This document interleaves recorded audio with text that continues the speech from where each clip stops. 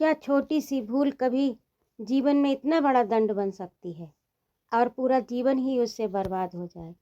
इसी भाव को उकेर रही है आज की कहानी दंड, जो कि गौरा पंत शिवानी जी की लिखी हुई है। और गौरा पंत शिवानी की सीरीज इस समय आपके चैनल पर चल रही है, अनमोल कहानियाँ विद अर्चना वाजपेयी। नमस्कार सभी को। आज मैं उपस्थित हूँ प्रसिद्ध कथाकार गौरा पंत शिवानी की कहानी दंड लेकर। और इस कहानी का जो शीर्षक है वो कथानक से काफ़ी सटीक है, क्योंकि जरा सी छोटी सी एक गलती इतना बड़ा दंड बन सकता है। इसी भाव को उकेरा है हमारी गौरा पंत शिवानी जी ने। तो आइए कथानक प्रारंभ करें। सिंह नर्सिंग होम में बड़ा सा ताला लटक रहा था। लोकप्रिय डॉक्टर सिंह के अकस्मात इस तरह आलोप हो जाने पर उनके कई मरीजों की अवस्था और बिगड़ गई थी। अब क्या होगा? अपने हाथों का चमत्कार दिया उन्हें मृत्युंजयी औषधि पिलाने वाला मसीहा ऐसे अदृश्य क्यों हो गया?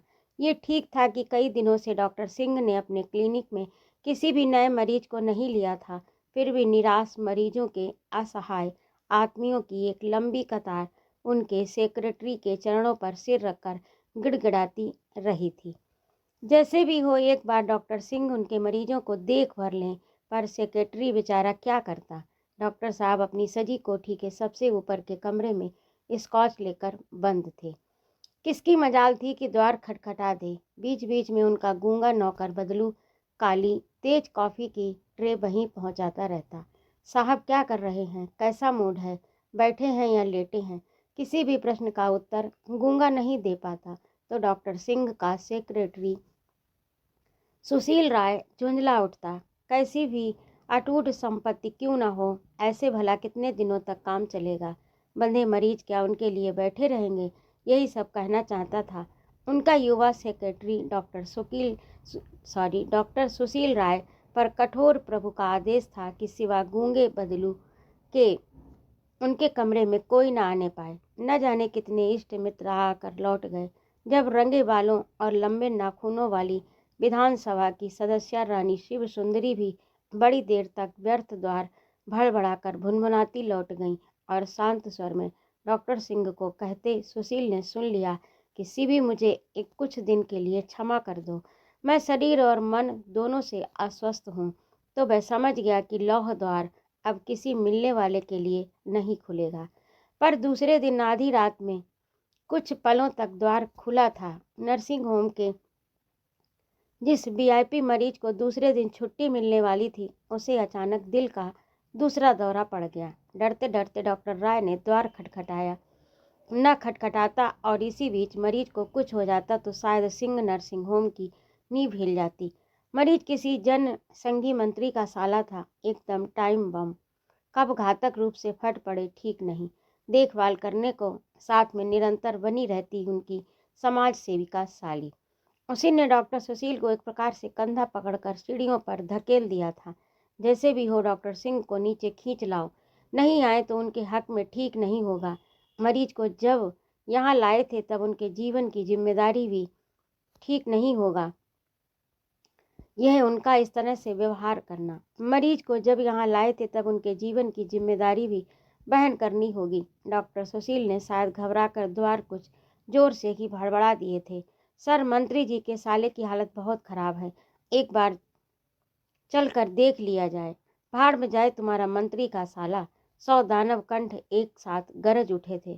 फिर कुछ सोचकर उन्होंने स्वयं ही द्वार खोल दिया। प्रभु का स्याह चेहरा देखकर सुशील सहम गया। लगता था कई दिनों से कमरे में स्वेच्छा से बंदी बने डॉक्टर सिंह ने शरीर पर मनमाना अत्याचार किया था। अव्यक्त व्यथा से चेहरा झुलस कर एकदम काला पड़ गया, जिसे अपने 10 वर्ष के साहचर्य काल में एक बार भी बिना दाढ़ी बनाए नहीं देखा था। जिसका तीखा सुडौल चिबुक भरे कपोल सदा नवजात शिशु के नरम गालों से ही दिखते, उन्हीं पर खुरदरी सफ़ेद झगड़ी सी दाढ़ी बनाए नहीं देखा था। जिसका तीखा सुडौल चिबुक भरे कपोल सदा नवजात शिशु के नरम गालों से ही दिखते, उन्हीं पर खुरदरी सफ़ेद झड़ी सी दाढ़ी उगाई थी। जो व्यक्ति दिन में नित्य 2 बार भड़कीले सूट बदल कर ही मरीजों की नाड़ी पकड़ता था और जिसकी रोबीली पकड़ में आते ही नाड़ी स्वयं आश्वस्त हो एक्यूजर बनी किसी अपराधी से पक्के रोग दस्यु को पकड़ा उसका पूरा इतिहास उगल देती थी। वही सुदर्शन व्यक्ति आज स्वयं कटघरे में खड़ा अभियुक्त सा लग रहा था। केवल बनियान और पायजामा पहने ही वह मरीज देखने उतरने लगा तो सुशील के जी में आया उसे टोक दे, सर ड्रेसिंग गाउन डाल लीजिए, वहाँ उनकी साली भी है। मैं जानता था कि स्वाभाविक मानसिक अवस्था होने पर ऐसी बेढंगी पोशाक में डॉक्टर सिंह शायद घर की जमादारनी के सम्मुख नहीं खड़े होते हैं। मरीज की अवस्था सचमुच ही शोचनीय थी, पर डॉक्टर सिंह उसे देखते ही एक बार फिर पुराने डॉक्टर सिंह हो गए। मरीज की शोचनीय अवस्था ही तो उन्हें पुलकित कर उठती थी। शत्रु पक्ष के साथ ही ली गई टक्कर तभी आनंद दे सकती थी जब दोनों ओर का पलड़ा समान हो। अपने कठिन शत्रु की दुर्बलता को उन्होंने इस बार भी पकड़ लिया। सिद्ध पहलवान की भांति आत्मविश्वास का गंडा बांधकर वह अखाड़े में कूदे और पल भर में शत्रु उनके चतुर दांव पेच से उलट पड़ा था। ऑक्सीजन प्लांट लाओ, फला इंजेक्शन, फला दवा, आप यहाँ क्या कर रही हैं, जाइए बाहर। उन्होंने हो हल्ला मचाती मरीज की तेजस्वी साली को ऐसे डपट दिया जैसे वह स्कूल की बच्ची हो। मरीज के कमरे में आत्मीय स्वजनों की भीड़ देखकर वह तुनक मिजाज डॉक्टर ऐसे ही भड़क जाता था। रात भर वह मरीज की छाती पर अपने हाथों से ऐसे मालिश करता रहा जैसे कोई स्नेही घोसी अपने भैंस को रगड़ रगड़ कर नहला रहा हो। पौ फटी तो मृत्यु द्वार से प्रत्यावर्ती रोगी चैन की नींद सो रहा था। समाज सेविका साली विधुर जीजा से धड़क रहे हृदय पर हाथ धर एक बार फिर आश्वस्त हो बैठ गई। इस अद्भुत डॉक्टर की कृपा से काल कुठार इसके बाद उसके वैधव्य कल्प तरु के तने का स्पर्श भी नहीं कर पाया था। धन्यवाद देती इससे पहले ही वह रूखा डॉक्टर धड़धड़ाता अपने कमरे में चला गया और अब उसने कुंडी चढ़ा ली। विधि की भी कैसी विचित्र विडंबना थी कि सहस्त्रों मुर्दों में ऐसी जान फूंक देने वाला ये अनोखा जादूगर 8 दिन पूर्व हाथ बांधे खड़ा देखता ही रह गया था और बलवती मृत्यु अपनी 7 सहस्त्र पराजयों का एक ही आघात में प्रतिशोध ले उसे अंगूठा दिखाकर चली गई थी। फ्रिज में धरे तरबूज के लुभावने रक्तिम अंतस्थल में छिपी घातक कुटिल मृत्यु मुस्कुरा रही है। ये तब पिता पुत्र क्या जानते थे। तरबूज की एक फांक तो पिता ने भी खाई थी, फिर मृत्यु पुत्र को ही क्यों ले गई। पिता और पुत्र भी क्या ऐसे वैसे थे। दोनों साथ साथ खड़े होते तो लगता 2 जुड़वा भाई खड़े हैं। डॉक्टर सिंह 50 से ऊपर ही थे, पर चाहने पर अब भी सेहरा बांध सकते थे। न एक बाल सफ़ेद, न एक झुर्री। दिल्ली के उच्चतर लबके के नारी समाज की प्रौढ़ सदस्याएं लुक छिपकर डॉक्टर सुशील से भेद लेने की चेष्टा करती। कौन सा हेयर डाई यूज करते हैं डॉक्टर सिंह। और जब हंसकर सुशील उनसे कहता कि डॉक्टर के व्यक्तित्व में किसी हेयर टॉनिक के विज्ञापन से चमकते उनके सिर से लेकर स्त्रियों को भी लजाने वाले और गौर चरण युगल तक सब कुछ विधाता प्रदत्त है, तो वे उसे अविश्वास से घूर कर चली जाती। दोष उनका भी नहीं था। डॉक्टर सिंह की मोटी सी दंत पंक्ति देखकर तो 3-4 वर्षों तक स्वयं सुशील को ही धोखा हो गया था। यहाँ 32 वर्ष की आयु में ही सामने के 3 नकली दांत बनवाने में उसके 150 लग गए थे। उस पर भी दिल्ली के प्रसिद्ध डेंटिस्ट ने ऐसा ठगा कि जीभ का स्पर्श पाते ही तीनों दांत कागजी शटल कॉर्क से उछलने लगते। आप ही का सा डेंचर बनवाना चाहता था। आप ही जैसा डेंचर बनवाना चाहता था सर। डेंटिस्ट कौन था आपका। उसने लड़कियों की भांति लजाकर कुछ पूछा था। डेंचर। डॉक्टर सिंह ठठाकर हंस पड़े। किसने कहा मेरा डेंचर है, हिलाकर देखो। वह फिर जोर जोर से अपने दांत हिलाने लगे। किसी डेंटिस्ट के बाप की हथौड़ी भी इन्हें नहीं हिला सकती। जानती हो इस डेंचर का रहस्य। टेढ़े होठों की हंसी हंसने पर ही वह कठोर व्यक्ति कितना मधुर लगने लगता। चेहरे में अब भी न जाने कैसा नारी सुलभ आकर्षण था। मेरे जीवन के 50 वर्षों में आरंभ के 20 वर्ष छोड़ 30 वर्षों में चीनी के एक कण ने भी मेरे दांतों का स्पर्श नहीं किया। ठीक ही तो कह रहे थे वह। कृतज्ञ मरीजों के घर से आए न जाने कितने मिष्ठान भरे टोकरे इधर उधर पड़े रहते। कभी रानी शिव सुंदरी अपनी कार में भरकर ले जाती, कभी नौकर चाकर नाक मुंह में ठूंसते। अरे बेटा, अंधाधुंध के राज में गधा पंजीरी खाए। सुशील की माँ कहती, पत्नी होती तो ऐसा होता, पत्नी होती तो क्या ऐसा होता। मृत पत्नी का बड़ा सा तैल चित्र उनके विजिटिंग रूम में टंगा रहता। कुछ दिनों पूर्व उनका एक प्रतिभाशाली मरीज अपनी समस्त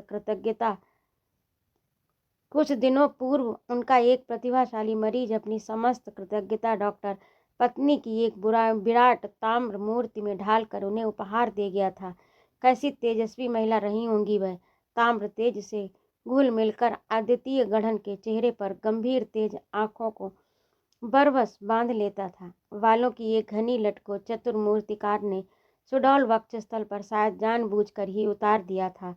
उस मूर्ति का वही अंग उसके लिए मृत्यु का संदेश लेकर आया था।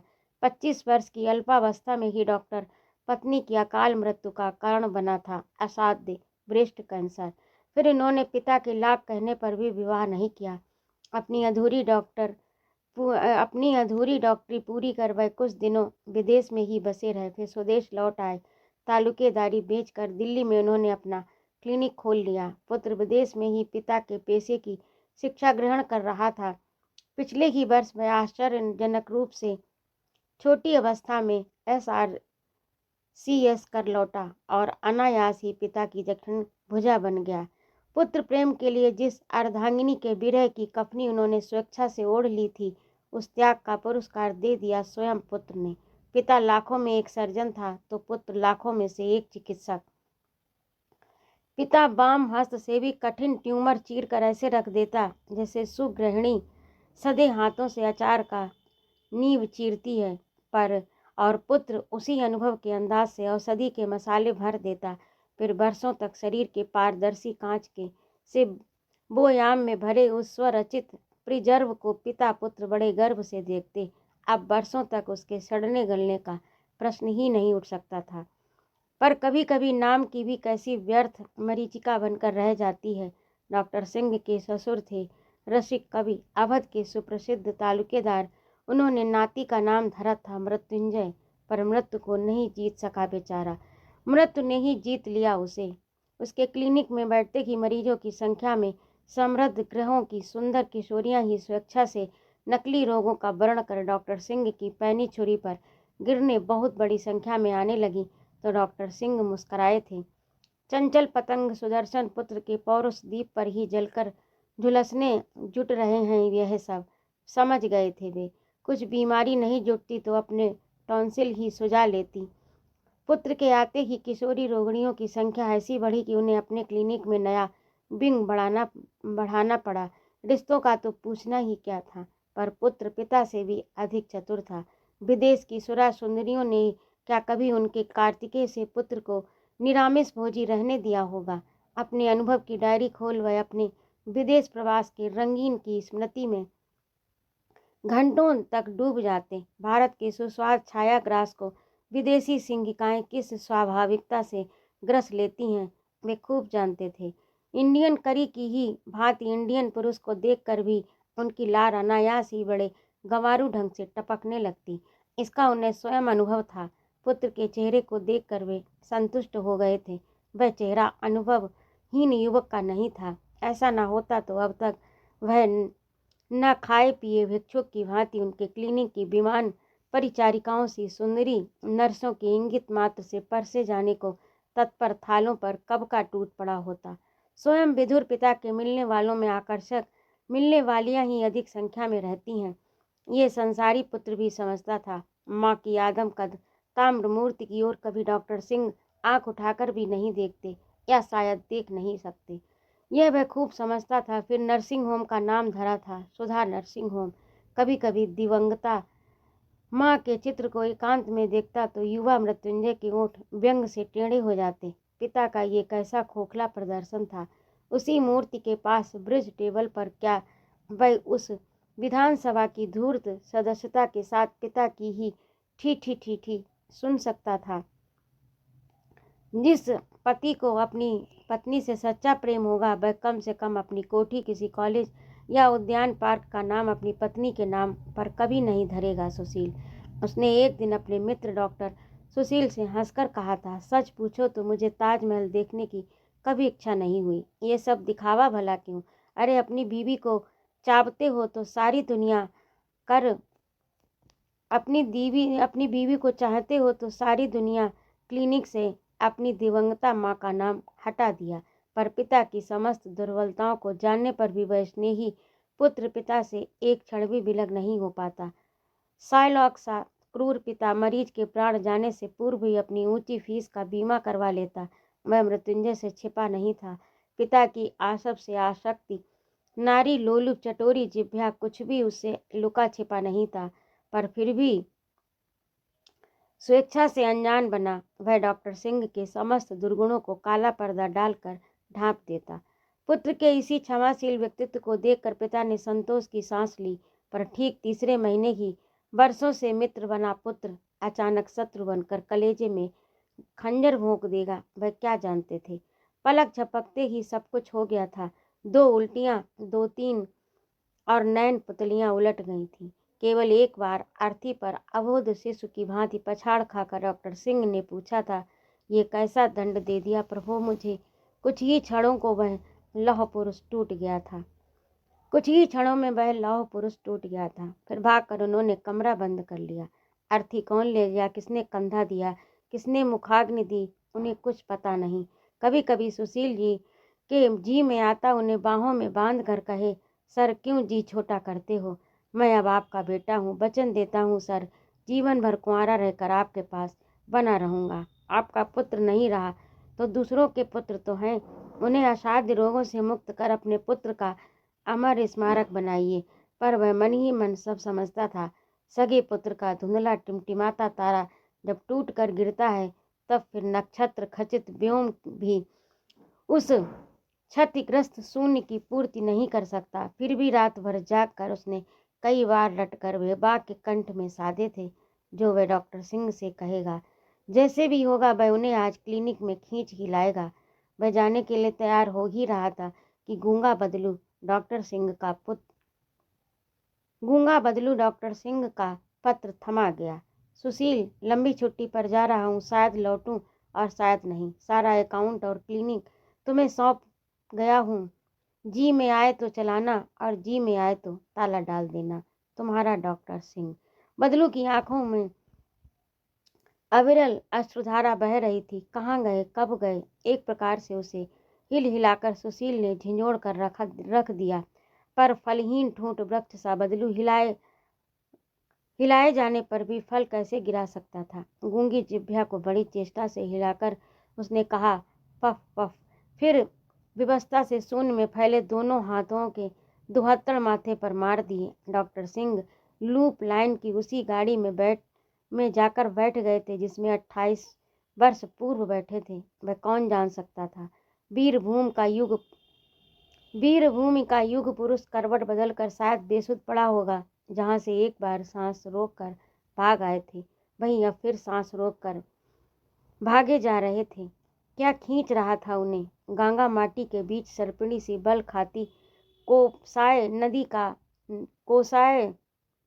नदी या वर्षा से भीगी संथाल झोपड़ियों की खस के भीगे पंख सी सुगंध या कच्ची संथाल ताड़ी की मादक स्मृति, जीवन के रस छलकाती गागर।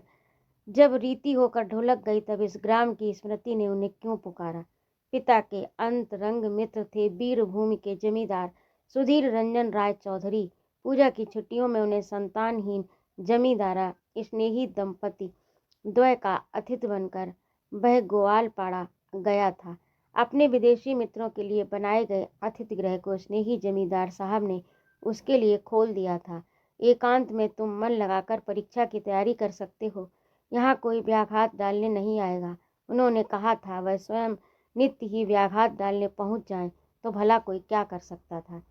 मोटी मोटी चिकित्सा विज्ञान की पुस्तकों में डूबा तरुण डॉक्टर जैसे ही खिड़की खोलकर बैठता, वैसे ही पास ही जमींदार साहब की पुत्री की स्मृति में बन रहे कन्या पाठशाला भवन का निर्माण कार्य आरंभ हो जाता। छत पीटती संथाल युवतियों की आकर्षक पदचाप का मृदु संगीत उसके अध्ययनशील चित्त को नीरस जीव विज्ञान की पुस्तकों से उचकोच देकर फुसला रहे किसी लंपट व्यसनी मित्र की भांति खींच ले जाता। राजा गेलो सरके सरके, रानी गेलो कांची सरके, ओ राजार छाता पड़े, गेलो जले, रानी हासिलो मने मने। राजा पक्की सड़क पर चल रहा है, रानी कच्ची सड़क पर। राजा का छाता पानी में गिर पड़ा और रानी मन ही मन हंसने लगी। कभी कभी सरल सांथाल भाव व्यंजना सुनकर युवा डॉक्टर मन ही मन हंसने लगता। फिर देखता पतली रज्जु सोपान के टेपोज पर किसी सर्कस सुंदरी की सहज भंगिमा से चल रही कतारबद्ध संथाल किशोरियां खिलखिलाती गारा सीमेंट ढो रही। सांचे में ढले अंग, चिकना मोहक मरोड़ में बंधा पंखे के आकार का संथाली जूड़ा, काले कोबरा किसी चिकनी काली खमकती नंगी पीठ, घुटनों तक बंधी धोती और चेहरे के काले रंग का विरोधाभास प्रस्तुत करता लाल जवा का फूल। कभी किसी सुडौल वक्षस्थल से अचानक ही उस युवा डॉक्टर की निर्दोष आंखें टकरा जाती और वह सहम कर आंखें फेर लेता, पर जिन्हें देखकर वह लजाकर आंखें फेरता उन्हें लजाने का ना अवकाश था न चिंता। शायद उसका चित्त पढ़ लिख कर सयाना हो गया था और उन अनपढ़ प्रकृति की निर्जन वनस्थली में जन्मी पली वन कन्याओं का चित्त था शिशु सा निष्कपट निर्दोष। अबोध शिशु को क्या कभी अपने नग्न अंगों की लज्जा डस सकती है? कभी कभी ठेकेदार के कर्कश स्वर में एक ही नाम की बार बार आवृत्ति होती, अरे चांदमनी तू छोकरी अपने को समझती क्या है री? अपने इस रूप का इतना घमंड है तुझे री? अति रूप से ही जनक सुता हरी गई थी, इतना याद रख छोकरी। तब से बस एक ही तसला गारा लाई है। अति रूप से हरे जाने का भय दिखाकर डराई गई उस सुंदरी जनकसुता को देखने का लोभ एक दिन सिंह भी नहीं संवरण कर सका। तसला सिर पर धरे ढीठ चांदमणि जानबूझकर ही अलस मंथर गति से चली जा रही थी कि बूढ़ा ठेकेदार कर्कश स्वर में चीखा, तुमसे अब काम नहीं होने का। घाघू से आज ही कहना होगा कि तुझे अब बीरू को सौंप दे। एक लाठी धरेगा बीरू और ये कमर की लचक पचक सब भूल कर रह जाएगी। खिलखिलाकर चांदमणि हंसी और चौंक कर डॉक्टर की आंखें स्वयं उठ गईं। बांस बनों के झुरमुट से घिरे उस जंगल में संध्या नित्य कुछ समय से पूर्व ही उतर जाती थी। झुटपुटे अंधकार के म्लान कैनवस पर तसला धारणी मुग्धा की वह सांवली सलोनी छवि सिंह को किसी कलाकार के बनाए काले लिनोकट सी ही आकर्षक लगी। चटपट उसने खिड़की बंद कर दी। अच्छा, तो वही थी घाघू की बेटी। एक दिन वह कुछ कह तो रहा था, उसकी एक ही बेटी है, उसकी सगाई कर दी, पर ठेकेदार के यहाँ काम कर रही है। कुछ पैसे कमा लेगी तो ब्याह देगा। घाघू मांझी जमींदार साहब का संथाल भृत्य था और उन्होंने उसे मित्र पुत्र की सेवा के लिए वहीं भेज दिया था। काले हफ्सी सा वह चुपचाप रहने वाला भृत्य परदेसी नवीन स्वामी की भाषा न समझने पर भी उसके एक एक आदेश को पूरा कर देता कि सिंह दंग रह जाता। जैसे कदर्य कुत्सित पिता की पुत्री ऐसी सुंदर कैसी हो गई होगी। बड़ी देर तक पुस्तकें पढ़ता सिंह दूसरे दिन देर तक सोता रहा। अचानक तीखे अपरिचित नारी कंठ को सुन वह हड़बड़ाकर उठ बैठा। देखा उसकी खिड़की पर खड़ी सुंदरी चांदमणि ठेकेदार को अंगूठा दिखा रही है। वह जिस भाषा में हंस हंस कर अपनी सखियों से जो कुछ कह रही थी उसका एक शब्द भी सिंह के पल्ले नहीं पड़ा, पर अंगूठा प्रदर्शन की विजयी मुद्रा से वह जान गई कि वह अब ठेकेदार के यहाँ काम नहीं करेगी। अचानक उसने खिड़की बंद कर दी और उसकी ओर मुड़कर हंसने लगी। दूर से आकर्षक दिखने वाली वह श्यामांगी निकट से देखने पर निश्चित रूप से बहुत सुंदरी थी। मोती जैसे उजले दांतों की मनोहारी पंक्ति को पहले सिंह देखता रहा, फिर अचानक उसे स्मरण हो आया वह केवल नाइट सूट का पैजामा ही पहनकर सो रहा था। उसका चेहरा लाल हो गया। कैसी बेहया लड़की थी ये। उसके नग्न शरीर को कैसी मुग्ध दृष्टि से देख रही थी। प्रकृति भी कैसी उल्टी गंगा बहा रही थी। कौन हो तुम? यहाँ कैसे चली आई? घाघू घाघू, सिंह ने विवश स्वर में हाँक लगाई। तभी उस बनकन्या ने मराल ग्रीवा को झटके से पीछे कर अपनी पहाड़ी झरने की सी मीठी हंसी से कमरा गुंजा दिया। चचा दिस कैनो रे बाबू, चिल्ला क्यों रहा है रे बाबू? फिर अपने गूंगे पैंटोमाइम से उसने माथे पर हाथ धर नकली खांसी खांस अपनी कलाई पकड़कर उसे समझा दिया कि घाघू बीमार है और और वह अब वही काम करेगी। अजीब मूर्ख है जंगली घाघू। अपनी इस सुंदरी चंचल पुत्री को उसने परदेसी युवक के कमरे में भेज कैसे दिया? फिर तो कुछ ही घंटों में चांदमणि ने उसके कमरे की छत ही किसी प्रचंड गति के साइक्लोन की भांति उड़ाकर धर दी थी। पहले महा उत्साह से उसके लाल जूते पर काला पालिश पोत आई। जब तक वह जूते की दुर्गति देख छीनने लपका, नए लाल जूते का अर्धांग काला बन चुका था। फिर उसने स्टोव में न जाने कितने अनाड़ी पंप भर डाले कि मिट्टी के तेल की फुहारें छोड़ता स्टोव क्रुद्ध सर्प सा फुफकारने लगा।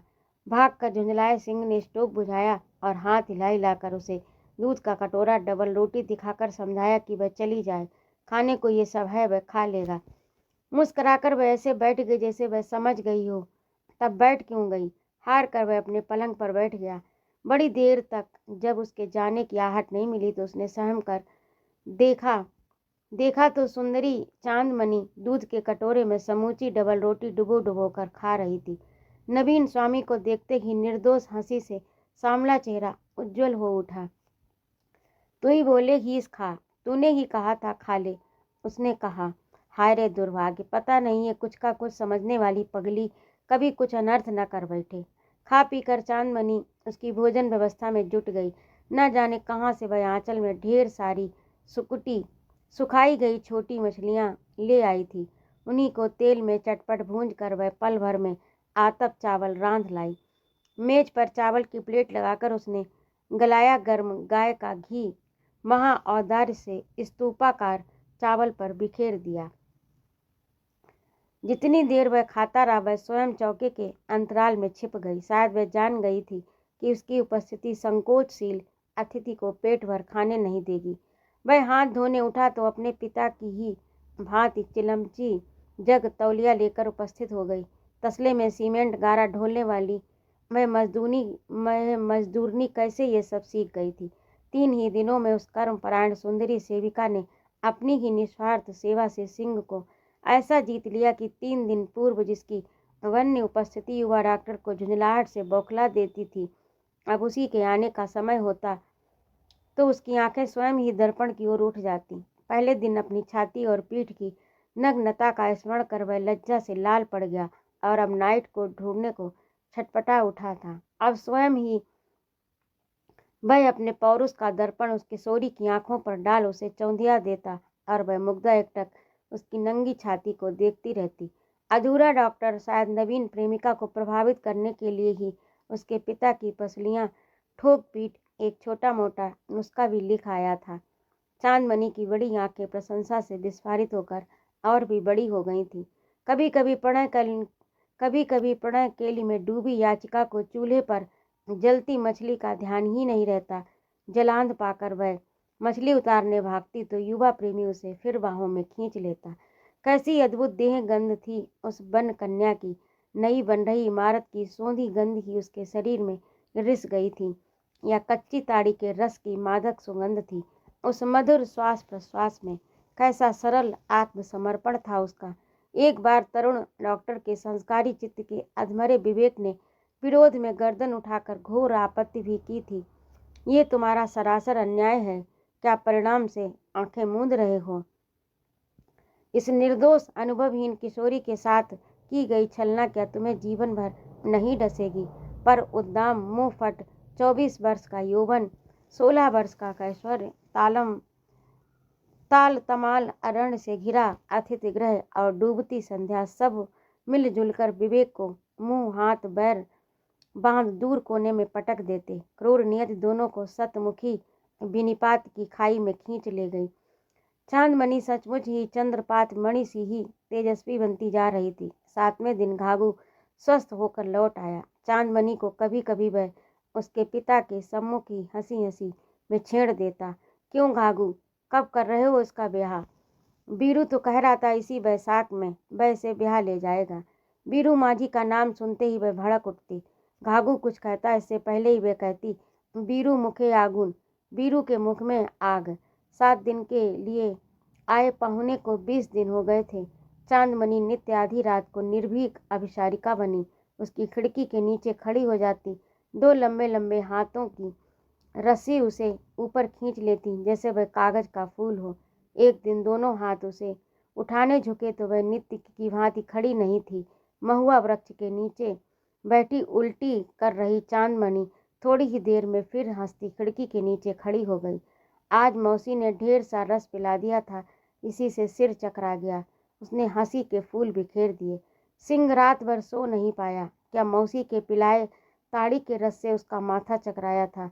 ईश्वर करे ऐसा ही हो। सारी रात वह यही मनाता रहा। दूसरे दिन उठते ही उसने अपना सामान बांध लिया। चांदमणि उस दिन अपनी मौसी के साथ सिवड़ी के मेले में रस बेचने जा रही थी।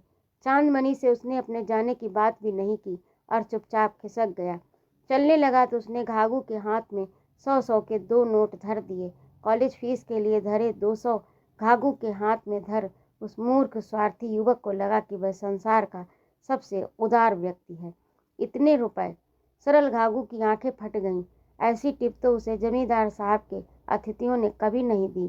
चांदमणि के ब्याह में लगा देना। उसने फिर बुजुर्गाना आवाज में कहा था, अब विवाह में देरी मत करना घाघू। फिर तीसरे ही महीने डॉक्टर सिंह ने पिता को अपने विवाह की स्वीकृति दे दी थी। इतने वर्षों तक अपने वैभव और प्रभुता के मद से अंधा बना वह जानबूझ कर ही अतीत को सशक्त भुजाओं के पीछे ढकेलता रहा, पर आज उन सशक्त भुजाओं की शक्ति चुक कर रह गई थी। जिस सरला किशोरी को वह असहाय अवस्था में छोड़कर भाग आया था, जिसके निस्वार्थ आत्मसमर्पण की सुध शायद ही कभी सुख के क्षणों में आई थी उसी सामले चेहरे पर जड़ी 2 करुण आंखों का मूक उपालंब आज उसे अपने जीवन के चरम दुखों के क्षणों में पागल बना गया। अपनी निरुपायता, आवारापन उसे धिक्कारने लगा। वह फिर उसी विस्मृत गांव की ओर भागने लगा। पहुंचा तो दिन डूब चुका था।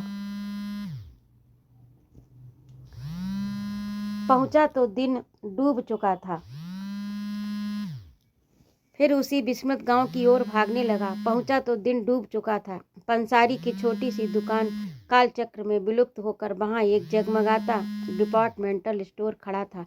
जमींदार साहब का पता पूछना व्यर्थ था। वह संथाल ग्राम की ओर बढ़ गया था। वही वेणुवन और एक कद की परेड सी करती झोपड़ियां। अंधेरे ने चढ़कर परिचित हाथ कंधे पर धर दिया। अचानक बिलाप का करुण स्वर सुनकर वह ठिठक गया। आ बलाई चांद रे सोना! उसका सर्वांग सिहर उठा। धीरे धीरे उसने चोर की भांति बढ़कर खिड़की से झांका। पहले उसके जी में आया, वह जोर से चीख पड़े। छोटे से कमरे का संकुचित क्षेत्रफल घेरे जो लंबी लाश पड़ी थी, वह तो स्वयं ही मृत्युंजय का जीवित संस्करण था। क्या वही पिता को चमत्कृत करने एक बार फिर अर्थी में बदने लौट आया था? वही चेहरा, देह की वही सुगठित ललाम श्यामल कांति, उसके चारों ओर घेरा सा बनाए संथाल स्त्रियां घुटनों में सिर डाले करुण सिसकियों सा वैसा ही छंदबद्ध संगीत प्रस्तुत कर रही थी, जैसा छत पीटने में किया करती थी। मृतक के सामने पछाड़ खाती माँ को पास में बैठे व्यक्ति ने बड़े यत्न से उठाया और डॉक्टर सिंह ने कच्ची मिट्टी की दीवार थाम ली। बूढ़े बीरू माझी को घनी सफ़ेद मूछों के बीच भी उन्होंने पहचान लिया। मत रो चांद, वह अब क्या तेरे रोने से लौटेगा। उन्मादिनी चांदमणि एक बार फिर पछाड़ खाकर गिर पड़ी। डॉक्टर सिंह मुड़े और तेजी से भागने लगे। कुछ पलों के लिए शायद वह सचमुच ही मानसिक संतुलन खो बैठे थे।